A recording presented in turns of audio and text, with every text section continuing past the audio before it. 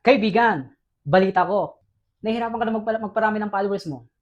Well, andito na naman po ako para magbigay ng tips para sa'yo, kaibigan.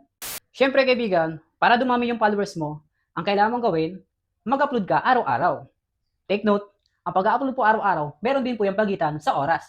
Halimbawa, ngayong araw, nag-upload ka alas 6 o alas 3 ng hapon, tapos sumunod na araw, mag-upload ka kahit mga tanghali na, kaya mga 11 AM. Ang kailangan po kasi ni Meta para mapansin ka, araw-araw po dapat kayo nag-upload.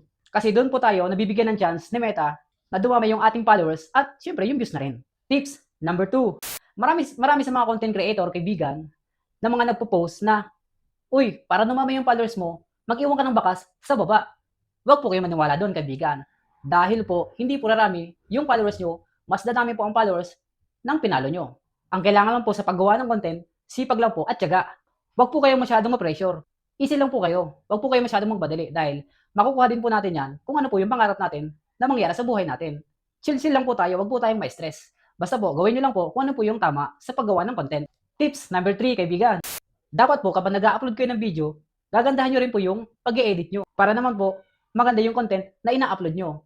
Basta po, tsatsagaan nyo lang po ang pag-i-edit dahil isa po yan sa pinakamahirap, kagaya natin na content creator, ang pag-i-edit. Tips number 4. Pag nag-upload po kayo, iwasan nyo po yung makopyright kayo kasi isa po yan sa ating mga kalaban ng mga content creator. Huwag po kayo makaka-copyright sa mga ina-upload nyo. Kaya dapat, double check po pag nag-upload ka ng video. Paano nga ba makopyright? Yung mga nilalagay nyo pong music background na mga naririnig po natin sa radyo o kaya saan mga social media na ilalagay nyo sa inyong background sa inyong video na ina-upload, wag po yun, kaibigan.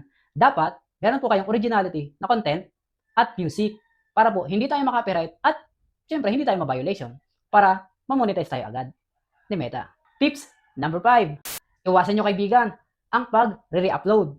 Yan po ang pinaka maling gagawin nyo. Wag po kayong magre-re-upload ng mga video ng iba. Sabi ko nga po sa inyo, mahirap po ang makopyright. Kaya po dapat, wag po kayo magre-re-upload ng ibang video. Kailangan po, original video yung i-upload nyo. Mag-create po kayo ng video na kayang-kaya nyong gawin. Mag-isip po kayo ng magandang content. Halimbawa, kung mahilig po kayo magpatawa, magpatawa po kayo. Kung mahilig po kayo magluto, magluto po kayo. Kung mahilig po kayo mag-tutorial, mag-tutorial po kayo. Wag po kayo magre-re-upload. Yan po ang pinaka bawal na bawal kay Meta.